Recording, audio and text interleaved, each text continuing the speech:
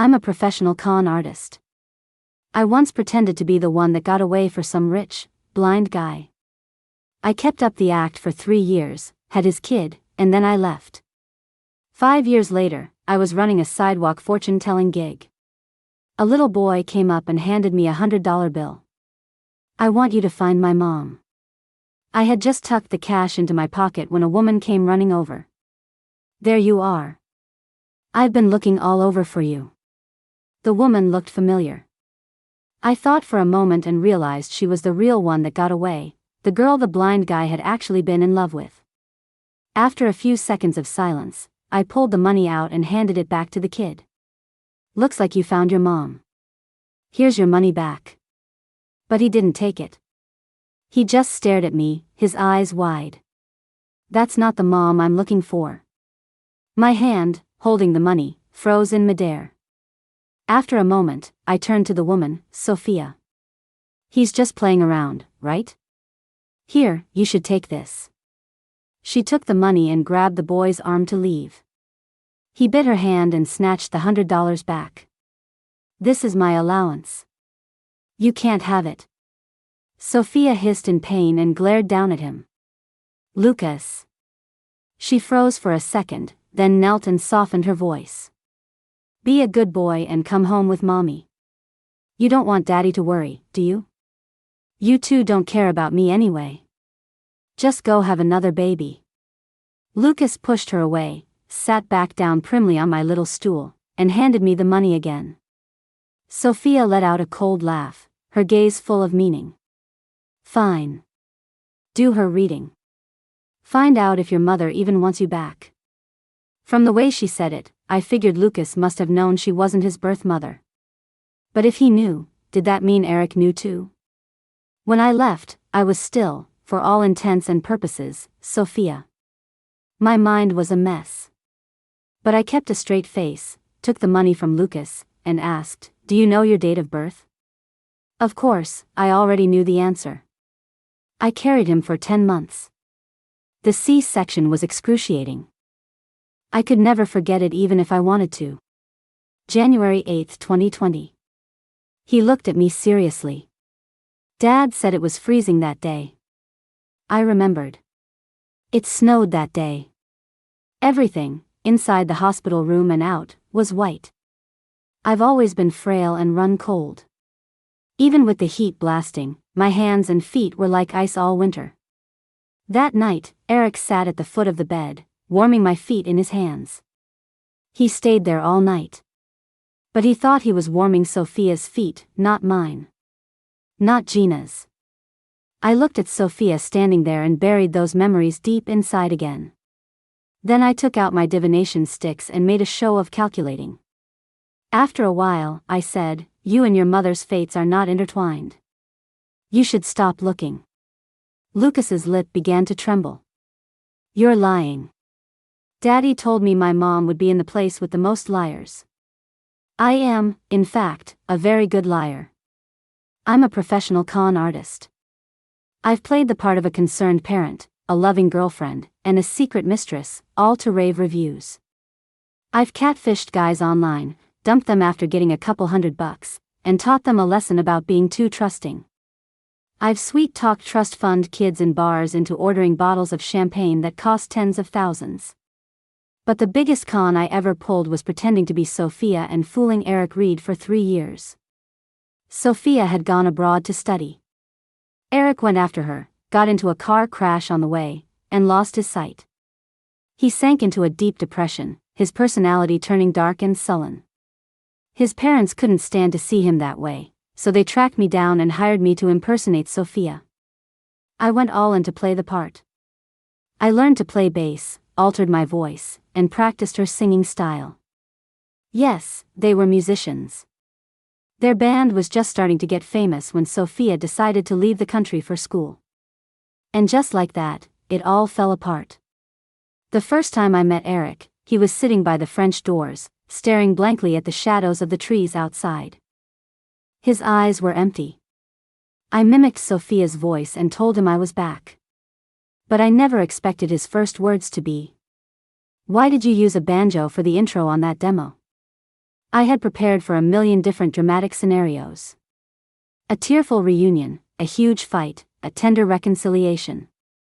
I never imagined this.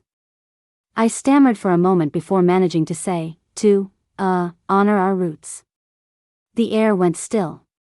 Eric tilted his head, a look of confusion in his vacant eyes.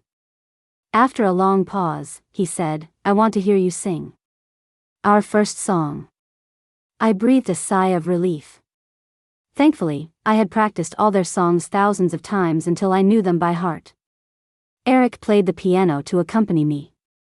Even blind, he played beautifully. He just couldn't see the sheet music anymore. When the song was over, he said, You sang that well. Even better than before. Whether Eric knew about me or not, I was still a money-grubbing con artist. I played his dream girl for cash. I had his child for cash. And for cash, I walked away without a second glance. I didn't deserve him. And I didn't deserve to be Lucas's mother. Snapping back to the present, I said flatly, Then you should go to the police station. They've got plenty of liars locked up there. Lucas's round, almond-shaped eyes suddenly turned red. He looked helpless. Sophia smirked. Can we go now? Lucas reluctantly followed her, looking back at me over and over as he walked away. He looked so hurt. I ducked my head and gathered my scattered sticks and charts. Then I adjusted the white wig on my head and walked away with a limp, never looking back. Once I was around the corner, I hopped on my e-scooter. And took off like a shot. They probably didn't recognize me. I had never met Sophia face to face. I had also resisted the urge to sneak a peek at Lucas for 5 years. Besides, I was disguised as an old woman. For a fortune-telling gig like this, the older you look, the more believable you are. So I assumed it was just a chance encounter. Until the next day. Lucas showed up at my stall again and pulled out another $100. Can you tell me my mom's name? I hesitated, then asked, Do you just wander around by yourself every day? Don't your parents watch you? He shook his head. Dad went shopping with that woman. I snuck out. That woman? He didn't even call Sophia mom. Was it because she was mean to him? I thought for a long time but took the money anyway. No matter what, he was better off with them than with me. I shook the divination sticks and gave him his answer. Your mom's last name is Miller, but the first name is a little tricky to pin down. But if you buy this special spirit finder charm from me for $6.50, I'll be able to tell you right away. This time, Sophia had to drag Lucas away while he was sobbing. I'd scammed him out of all his toy money and still hadn't told him the second half of the name. He was wailing as he left. Wah, mommy really is a big liar. My Transformers and my Ultraman, wah. So he really had been looking for me on purpose. But who told him I was his mother? Eric? Or his parents? No matter who it was, I couldn't think of a single reason why they would. The kids' crying was loud. It drew disdainful looks from the other street vendors. As usual, I ignored them. I got on my scooter and left without a backward glance. I figured the little prince would have learned his lesson and given up. But for the next few days, he showed up at my stall. Ready to give me more money. I tried moving my spot, setting up across town, even posting up outside a different temple, but I couldn't shake him. The last time, he showed up in overalls with a little backpack and plopped himself down on my stool. Big liar, I'm moving in with you. I quickly started packing my things, even yanking the stool out from under him. Lucas landed on the ground with a thump. He wobbled back to his feet, brushed the dust off his pants, and looked at me with a pitiful expression. He was really good at playing the victim. Just like Eric, sometimes. I suppressed a pang in my heart and kept walking, ignoring him. There was no way a rich kid like him could go anywhere without someone following him. This was all just a ploy. But after I turned the corner, I didn't get on my scooter. Instead, I took another route and hid, watching Lucas from a distance. He was still standing in the same spot, his hands clasped nervously, staring intently in the direction I had gone. He looked like an exquisite little doll. He had my features, but his aura was more like Eric's. The moment I first saw him, my heart was uncontrollably drawn to him. I almost burst into tears. But my acting skills have always been top-notch. Half an hour passed. Lucas didn't move. And no one from the Reed family showed up. Is this how Eric treats his own son? Was it because he knew he wasn't Sophia's child, so he just didn't care? An indescribable bitterness rose in my chest. I watched Lucas for a long time, then finally walked back to him. Let's go. Come home with me. Lucas's eyes lit up instantly. They sparkled like a handful of colorful marbles. Okay. He grabbed my hand, his face radiating pure joy. After he got on the scooter, he wrapped his arms around my waist from behind and asked nervously, "Big liar, are you divorced now? Do you have any other kids?" I froze for a second. For him to ask those two questions, someone in the Reed family must have been investigating me. I thought for a moment, then answered with a question of my own. You want to know? You'll have to trade me an answer. Who told you to look for your mom? Lucas went silent. He stayed quiet the entire ride home, his cheeks puffed out like a little pufferfish. When we got to my apartment, my dog, Pip, started circling him and sniffing. Lucas was startled and pressed himself against me. I smiled. That's Pip. He's older than you are. He's very sweet, don't be afraid. Pip was a little Bichon. I had given him to Eric as a birthday present during my first year with him. After losing his sight, he had become so withdrawn. He needed some vibrant energy in his life. But on the day I left the Reeds, I took the dog with me. As far as Eric knew, Pip was probably dead by now. But since he was my dog, he was probably as insignificant to Eric as I was. Lucas crouched down and cautiously petted Pip's head. The dog immediately flopped onto his back, exposing his belly. I'd almost forgotten. Pip had sniffed Lucas right after he was born. Hey, he's licking my hand. Lucas giggled. Don't touch your eyes or mouth after he licks you, and remember to wash your hands before you eat, I said as I walked inside. I changed my clothes and took off my makeup. The old lady makeup was hard to apply, but it came off fast. Lucas ran over and peeked at me from the doorway. His eyes were sparkling. I looked down at him, confused. He just gave me a shy smile and ran off. Are all kids like this?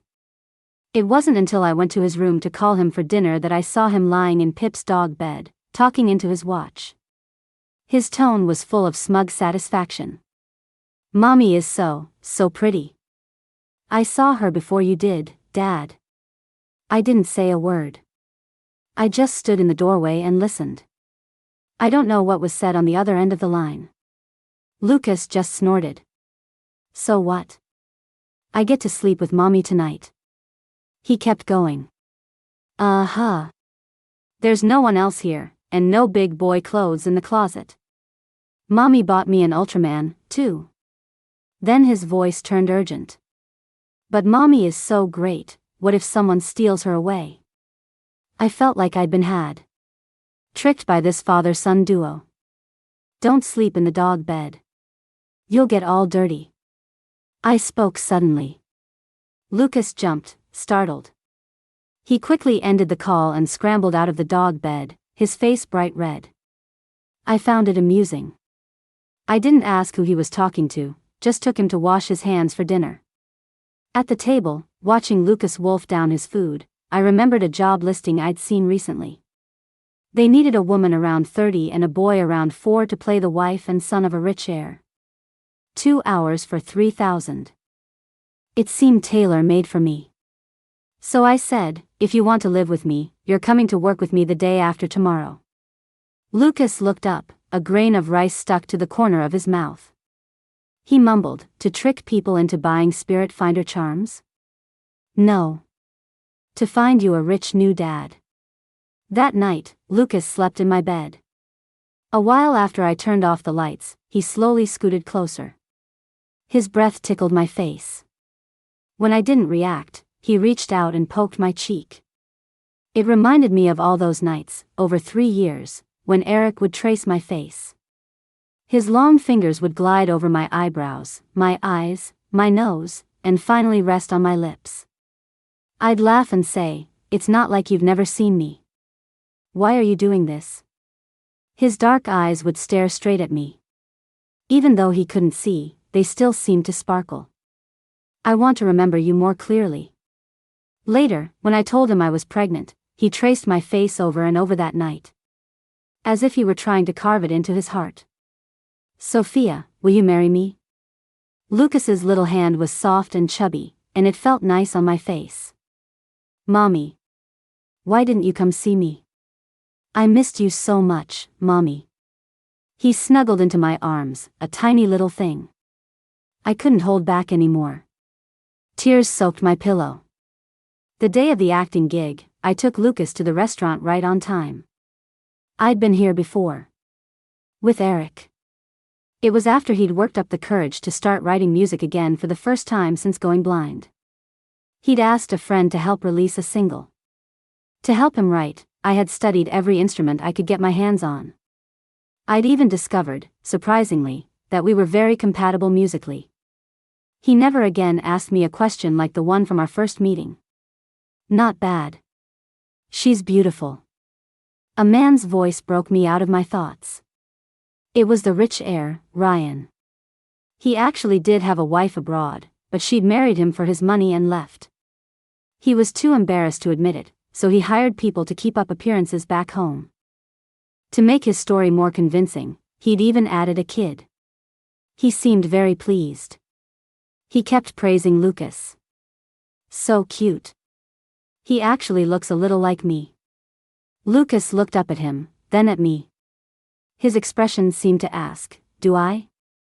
One had monolids, the other had double eyelids. They looked nothing alike. But he was the client. So I smiled along. "He does. Go on, call him Daddy." Lucas looked confused, but he was a quick study. "Daddy." Ryan was delighted and took his hand as they walked into the restaurant. "Now be a sweet talker in there, call me Daddy a few more times, and I'll give you some spending money, okay?" "Okay. Daddy. Daddy." His voice was loud and clear. In the private room, all eyes turned to me and Lucas. Ryan's friends started congratulating and teasing him. I handled it all with smooth replies. Until I glanced at a cold face in the corner. With his sight restored, those sharp eyes were even more handsome. But right now, they were narrowed in a slight, mocking smile. "Heh." When Lucas saw him, he scampered over and threw himself into his arms. "Daddy." The chatter in the room suddenly died. Our eyes met across the crowd. 5 years had passed. Eric looked more mature, his features sharper and more defined. After a tense moment, I was the first to move. I walked over to him, pulled Lucas back, and laughed. "You can't just call any handsome uncle Daddy. If you do that, you'll have to call every uncle in this room Daddy, won't you?" The room filled with laughter again. People praised me for being quick-witted, praising Ryan for finding such a great wife. Eric didn't argue. He just watched me with a cold, mocking look in his eyes. "Yeah. Why can't I have a wife like that?" Somehow, we made it through the dinner. Afterward, Ryan even gave me an extra $500. I was walking down the street with Lucas, promising to buy him a new toy, when a car suddenly pulled up beside us. The door opened, and Eric stepped out with his long legs. The little hand holding mine immediately let go. Lucas ran over, hugged his leg, and chirped happily. "Daddy." Eric picked him up by the collar of his shirt and held him. "Oh, so you do remember I'm your dad?" "Hee hee, Daddy, Daddy, Daddy." Lucas buried his face in Eric's shoulder, giggling and acting cute. They were so close. There was no sign of a strained father-son relationship. I really had been played. Lucas quickly looked up, his face full of pride. But I earned money for Mommy. And I earned extra. Eric looked at me and sneered. Is this how you raise a child, Ms. Miller? My face was a placid mask as I put on my usual customer service smile. I didn't steal, and I didn't rob. It was an honest transaction. Do you see a problem with that, Mr. Reed? He nodded. Fine. But you shouldn't involve a child. But this is who I am. I paused, looking him straight in the eye. As you should know better than anyone, Mr. Reed. All I care about is money. The smile vanished from Eric's lips, and his eyes darkened. After a moment, he asked, did you have to do it by pretending to be someone else's wife? I froze. My hands, hidden in my coat pockets, clenched into tight fists. The truth was, after leaving Eric, I had never taken another job like this. For 5 years, I'd worked all sorts of jobs. Now I was running a fortune-telling stand by day and doing tarot readings online by night. It was enough to support myself. This time, I had done it for Eric. I knew he and Ryan were acquaintances, distant friends. I had also guessed that Lucas would report back to him. So I knew he would come. And he would see that Gina Miller had always been a mercenary, money-hungry con artist. I forced a casual smile. It was a consensual arrangement. What's wrong with that? So, your marriage to Mark was also consensual? Eric stared at me, as if he could see the truth in my eyes. I didn't expect him to ask that. Mark was my ex-husband. My marriage to Mark had been a transaction. I needed city residency so I could buy a home and bring my mother over from the mountains. He needed a wife to get his family off his back about getting married. It was a perfect match. We got our divorce certificate a year after we got our marriage license. To avoid harassment, I only made it public after my mother passed away 6 months ago. From Eric's perspective, it must have looked like I married Mark right after leaving his family, only to divorce him half a year ago. So I said, yes. Mark and I knew each other for a long time. If I hadn't been pretending to be Sophia, we would have gotten married long ago. Eric was silent. A vein popped on his left arm, and his fist clenched and unclenched. Finally, he gave a self-deprecating laugh. So, that's the real reason you wouldn't marry me? Of course not. Even if Eric now knew I was the one by his side for those 3 years, back then, the person he loved and wanted to marry was Sophia, not Gina. Besides, then and now, there was still an insurmountable gap between us. That's right, I answered without hesitation. Then I curled my lip into a sneer. Why are you even bringing this up, Mr. Reed? Are you really this pathetic, falling for the con artist who tricked you for 3 years? Your love is pretty cheap. Eric had always been a very proud person. That's why he fell apart after he went blind and couldn't compose music properly.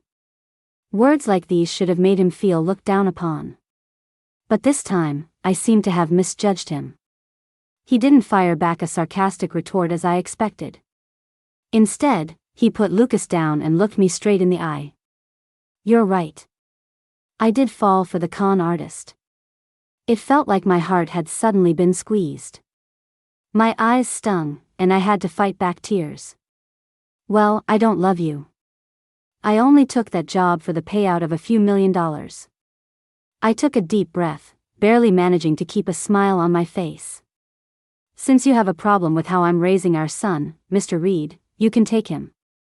I didn't wait to see Eric's reaction. I turned and walked away. I was afraid if I stayed a second longer, the dam would break. He didn't speak or move. But a pair of small hands grabbed my leg. Mommy, don't go. Lucas started to sob, his cries growing louder. Daddy said he was bringing Mommy home. Mommy, don't leave me again. I suppressed my emotions, knelt down, and gently pried his hands off me. I tried to keep my voice steady. I'm not fit to be your mother. I left when you were only 3 months old. I don't have any feelings for you. Liar. Lucas's eyes were red, half angry and half hurt. You kissed my forehead last night. I wasn't asleep. I froze. He knew. I thought he'd been sound asleep. My mouth opened and closed, but for a moment, I was speechless. Suddenly, Eric spoke. I'll pay you $1,000 a day to take care of him. Since you only like money, you shouldn't have any reason to refuse a deal like that, right? I didn't dare look him in the eye. After a moment of silence, I gently pushed Lucas away. I refuse. And I hope that you and your son will stay out of my life from now on. I walked away without any hesitation. I never once looked back. But the moment I got into the taxi, the tears started streaming down my face. They splattered onto my phone screen. Just then, the screen lit up. An unknown number was calling. I declined it. She didn't call back, but sent a text instead. Ms. Miller, this is Sophia. Can we meet?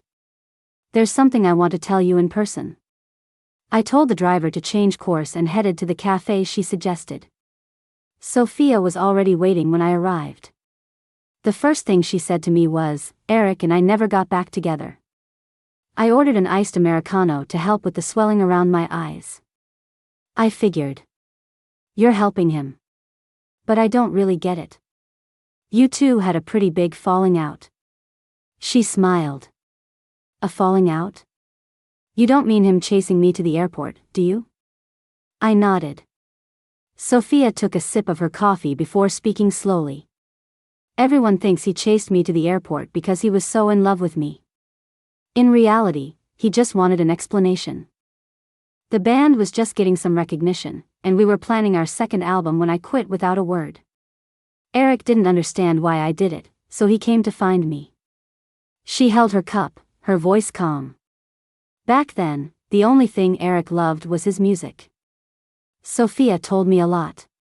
She said she met Eric in the university music club and fell for him at first sight. To get close to him, she even joined his band. She also said that while Eric seemed hard to get, he was actually easy to win over. He said yes the first time she confessed. As a boyfriend, Eric was certainly responsible. He sent her money on every holiday and anniversary, bought her gifts, and took her to the doctor. He seemed to do everything a boyfriend should, but you just couldn't feel the love. At this, Sophia sighed softly and smiled with a sense of release. To be blunt, back then, he had no desire to even sleep with me. We were together for 3.5 years, and the most intimate we ever got was kissing. No one would believe it if I told them. I only realized later that he was easy to win over because his heart was filled with music. Love was just an optional extra for him. He probably would have said yes to anyone who confessed. I took sip after sip of my coffee until the cup was nearly empty. What Sophia was saying wasn't entirely without evidence. When I first started staying with Eric, he always kept his distance. He wouldn't let me touch him. If he fell, he wouldn't let me help him up. He never smiled, either. He would just sit silently by the window, listening to the music he'd once composed over and over again. This wouldn't do. If he couldn't get out of his funk, I couldn't complete my mission, and I wouldn't get paid. So I tried every trick in the book to get closer to him. The first real shift in our relationship came in my 3rd month with him. The city had its first snow of the year. I wanted to drag Eric outside to build a snowman, and, as expected, he refused. A blind man building a snowman. How novel. I ignored him and forced him outside anyway. After we'd packed 2 large snowballs for the base, I held out 2 grapes and 2 buttons in my hands in front of him. Okay, in my left and right hands are 2 different things for the snowman's eyes. You can feel them and guess what they are before you decide. Eric hesitated for a moment, then his hand fumbled forward. He completely missed both my hands and landed on my face. His hand was cold. The moment it touched my cheek, he snatched it back as if he'd been electrocuted.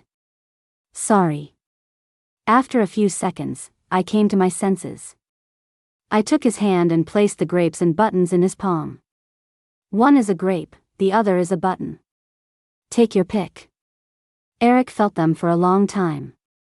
He stared ahead with his vacant eyes, his expression serious. The grapes. They're shiny. More like eyes. Okay, I agreed. But then I secretly grabbed a handful of snow and pressed it against his face. Then I ran off to the side, laughing brightly. Being blind has its perks. I can bully you whenever I want.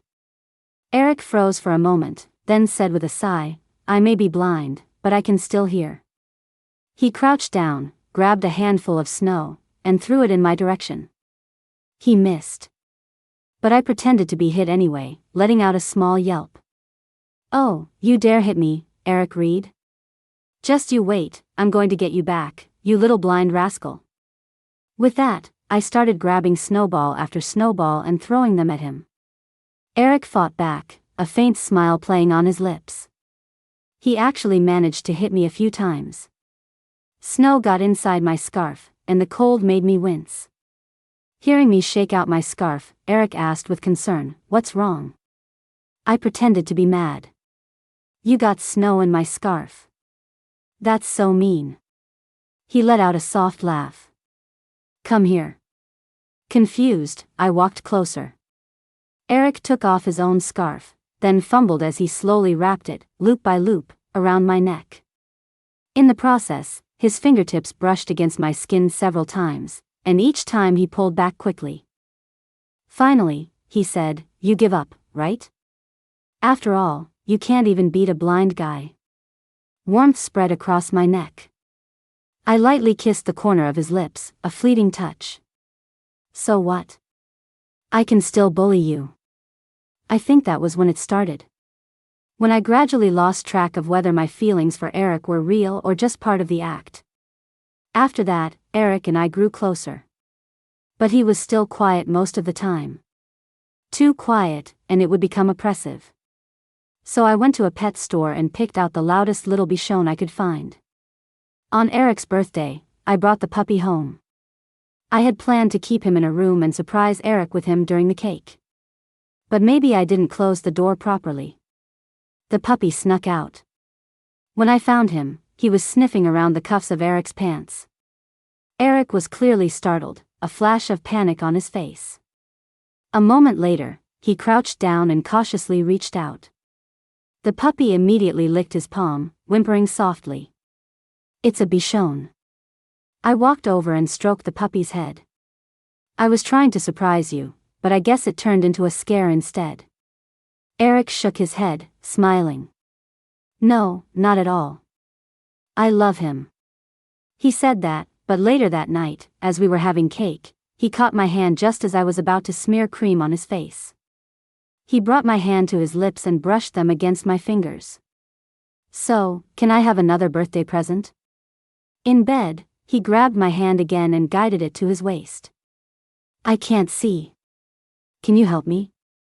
It was the first time I realized Eric could play helpless too.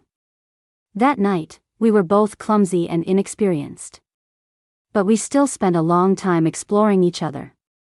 In the middle of the night, Eric was fast asleep. I gently touched his eyelids.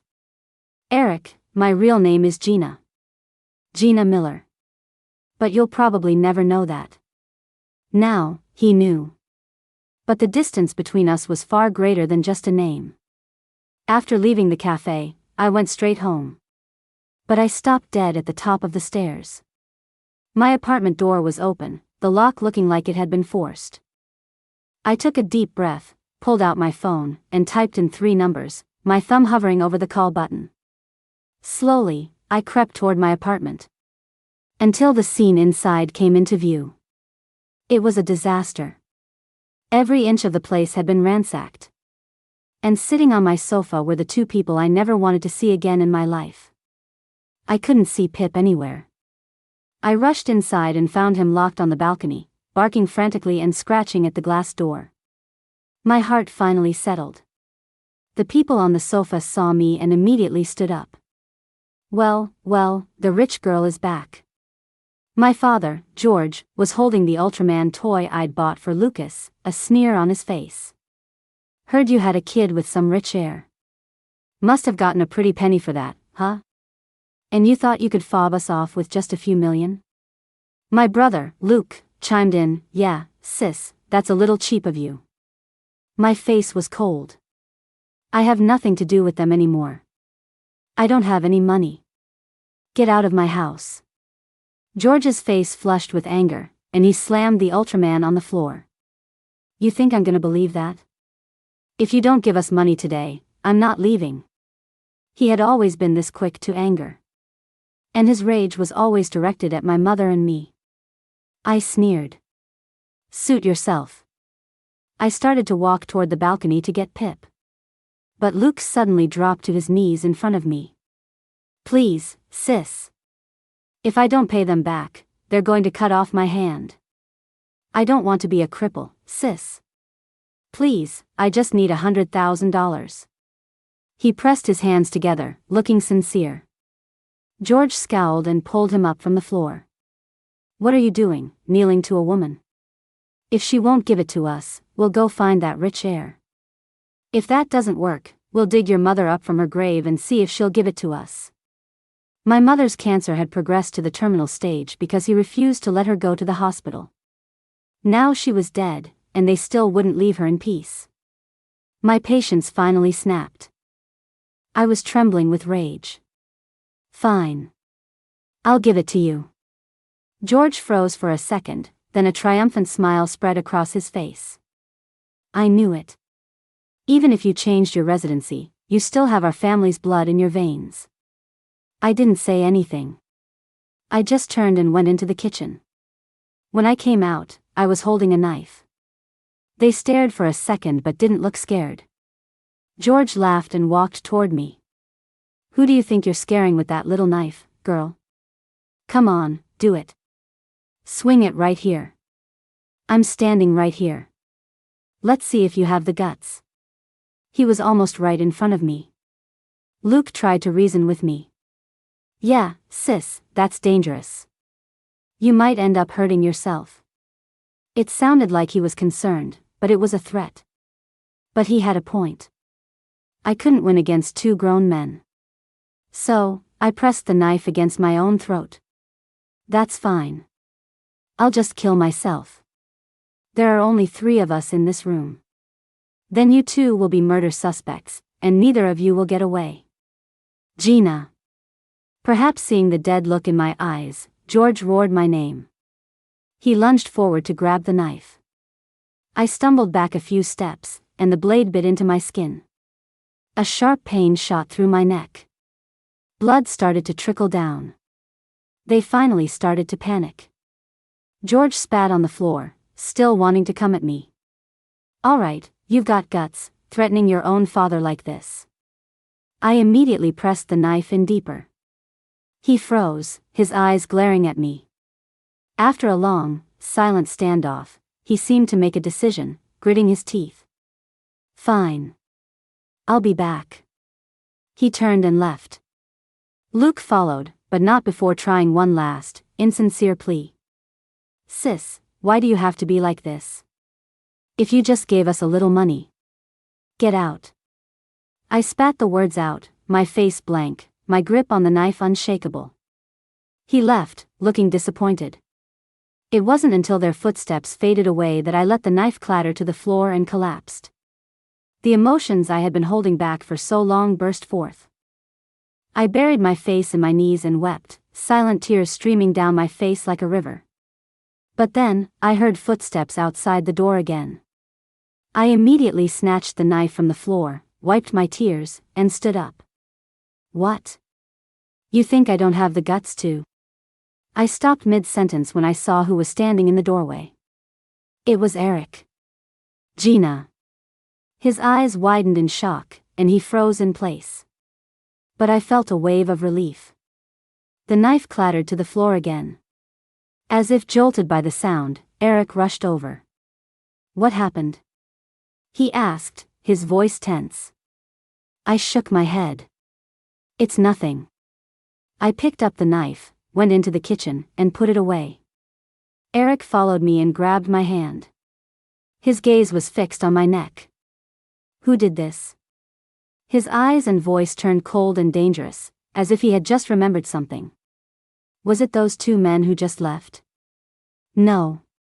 I tried to pull my hand away, but his grip was too strong. Eric started pulling me toward the door. We're going to the hospital. I don't need to. As we argued, Pip started barking again from the balcony. Eric froze for a second, his grip loosening slightly. I took the opportunity to break free and let Pip out. He first circled me, then went over to Eric and sniffed his leg. Soon, he was jumping all over him, begging to be held. He still remembered Eric's scent. Eric crouched down and stroked his head, his voice soft with the joy of finding something he'd thought was lost forever. Pip. So you really are still here. Pip rolled onto his back, whimpering and whining, as loud as ever. While they were distracted, I found the first aid kit in the living room. Seeing this, Eric washed his hands in the kitchen and then took the kit from me. Let me. I reached for it, but he blocked me. You can't even see the wound. How are you going to treat it yourself? I stared at him stubbornly. There's a mirror in the bathroom. He was speechless for a moment, then sighed. I've already compromised by not taking you to the hospital. Can't you compromise a little, too? I thought about it and said nothing, which he took as a yes. Eric sighed in relief and started by cleaning the wound with saline. As he worked, he said, I looked into your family. He paused, then continued, but, is there something else I don't know? I was silent for a long time. I remembered what George had said as he left, and I chose to keep it hidden. Eric, this has nothing to do with you. It does, he said firmly. That night you gave me Pip, I heard what you said. From the very beginning, I knew you were Gina, not Sophia. So, please, can you let me get to know you a little better? I turned my head in disbelief. The cotton swab stung the wound, but I didn't care. What do you mean? Eric gently blew on the cut. Don't move. He didn't rush to explain. He continued to disinfect the wound with iodine and apply a bandage. Only after he was finished did he let out a breath, looking at me with a gentle but firm gaze. Remember the first time we met? I played the piano for you, and you sang a song. I nodded uncertainly. He went on, when Sophia used to sing that song, she always lacked a certain emotional depth. We talked about it many times. But when you sang it, your performance was full of emotion. Also, he smiled, I deliberately played a wrong note on the piano, and you didn't correct me. If it had been Sophia, she would have stopped me immediately. So you guessed back then? I asked, stunned. That had to be the fastest I'd ever been found out in my entire career. But Eric shook his head. I was just suspicious at first. I didn't dare jump to conclusions. It was only after observing you for a while that I was sure. You actually did a very good job of imitating Sophia. As he spoke, he reached out to ruffle my hair. I instinctively leaned away.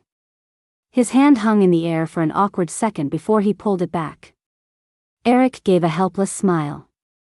But unfortunately, music is a hard thing to replicate perfectly. And besides, later on, you let your real self slip out many times, didn't you? He was right. I never expected to get so drawn in. I had played so many roles before, and I could always detach myself without any emotional baggage. But this time, the further I went, the more I couldn't tell if the one who loved him was Sophia or Gina. I asked, why didn't you expose me? At first, I was curious. I wanted to see how you would play the part. Later, I was afraid you would leave. The bright lights reflected a clear sadness in his eyes. Gina, I was so scared. I was scared that to you, I was just a job. I was scared you would abandon me without a second thought. He took a shallow breath. In the first month after you had Lucas, the doctors told me there was a chance I could get my sight back.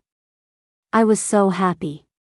I planned to tell you everything the day I could see again, and then we would get married and have a wedding. He looked at me like a drowning man gazing at the last fading star.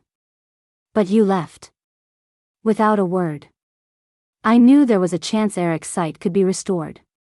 His parents had told me immediately. They even asked if I wanted to try staying as Gina. After all, I was the one who had pulled Eric out of his darkness and helped him reclaim his future. Maybe he could accept the truth. I refused. At the time, I was still living under Sophia's name, and I naturally assumed Eric was in love with Sophia. Besides that, I was stuck in the mud, and I didn't want to drag Eric and our child down with me. It's still the same now. But since I was never just a substitute, maybe I did owe him a chance to understand my past.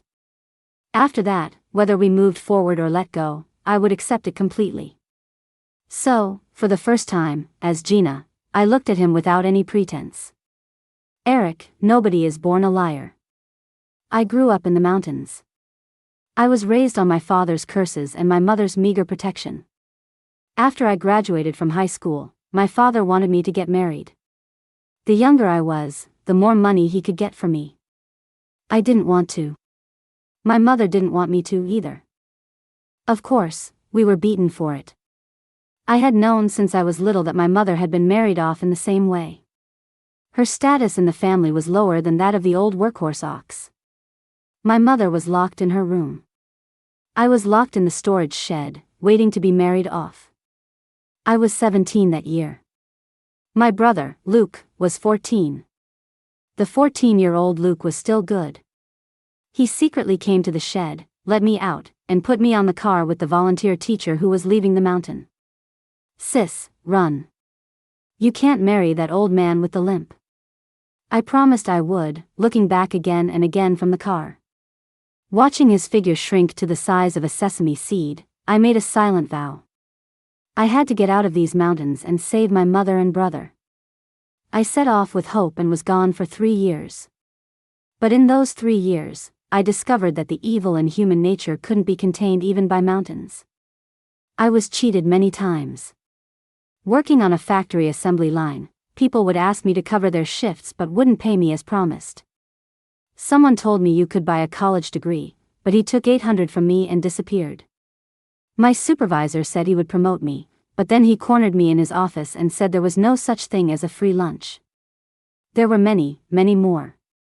But the last time I was ever cheated, it was by Luke. After I left home, I trusted him and kept in close contact.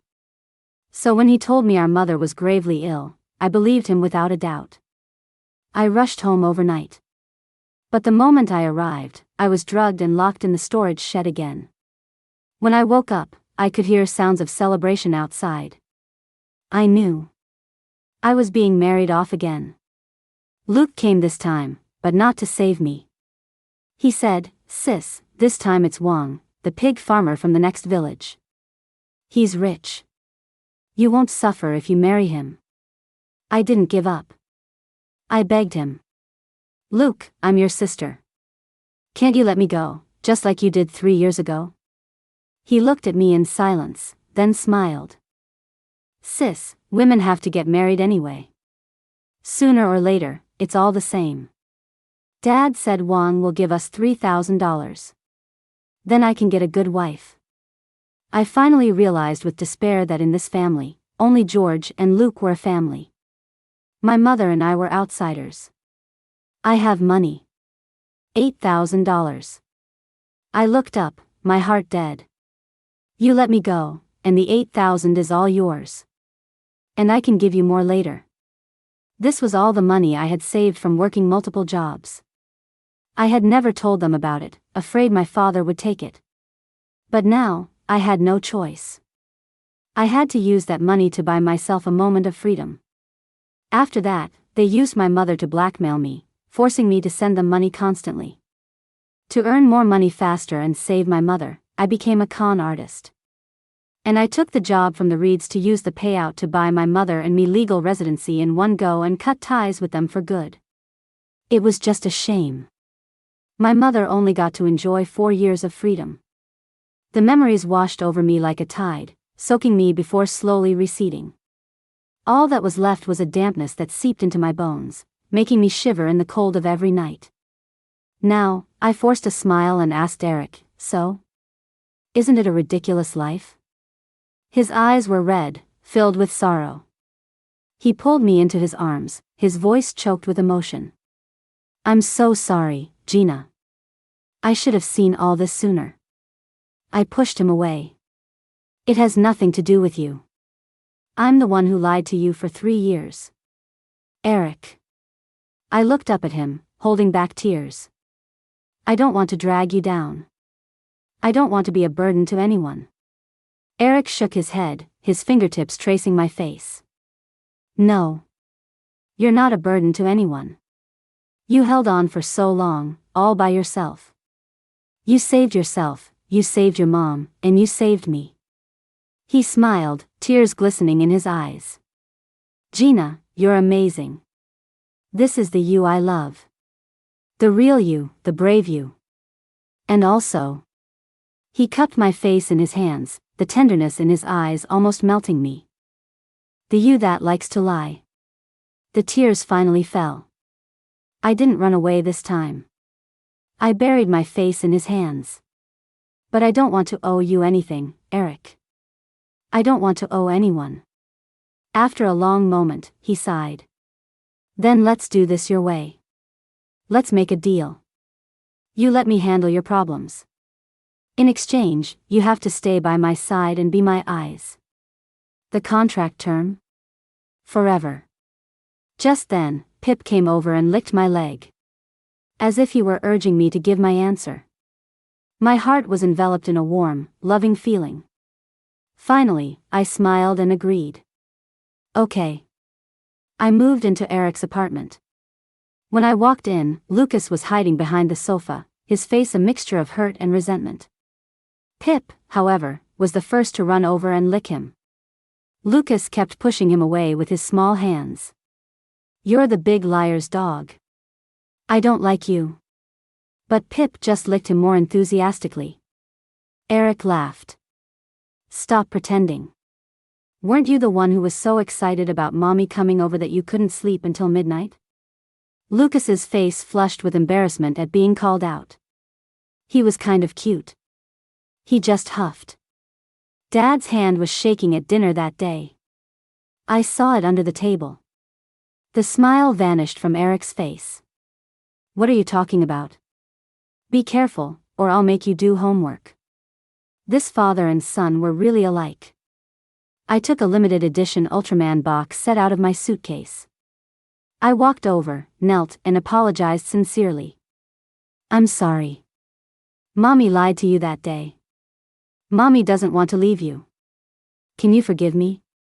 Lucas's eyes welled up with tears, his lip pushed out in a pout. Finally, he couldn't hold it in anymore and threw himself into my arms. Mommy, Mommy, don't go. A lump formed in my throat. I gently patted his back and stroked his hair. Mommy's not going anywhere. I'm never leaving again. Lucas insisted on sleeping with us for several nights. Finally, one day, Eric couldn't take it anymore and sent Lucas off to his grandparents. That night, he nuzzled my neck, completely content. This is so much better. The bed only smells like you. From now on, Lucas can sleep by himself. A tickling sensation spread across my neck. I laughed and pushed his head away. No way. I missed 5 years. I need to make up for it now. As soon as I said it, Eric looked up. His brow furrowed, and he looked pitiful. What about me? You left me for 5 years, too. I sighed with a helpless smile. Why are you competing with your son? Eric stared at me for a long moment. Then he rolled on top of me, his Adam's apple bobbing. Then you'll have to make it up to me in other ways.